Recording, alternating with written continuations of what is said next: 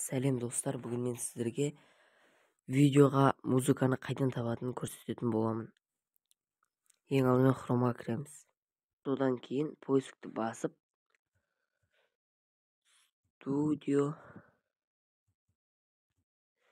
youtube.com дегенді басамыз. Осы жерде бірінші сайтқа емес, фот деген жерді басамыз.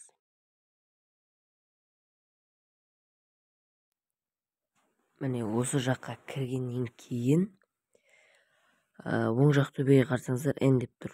Бұл жерде қандай аккаунт тұрғаны маңызды емес.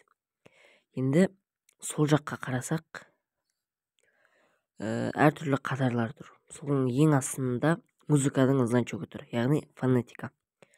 Соған кіреміз. Міне осы жерге кіргеннен кейін осы жердегі музыканың жанрын, настроениесін таңдап өздеріңізге керек музыканы таба аласыздар. Немесе музыканың атын жазып таба аласыздар.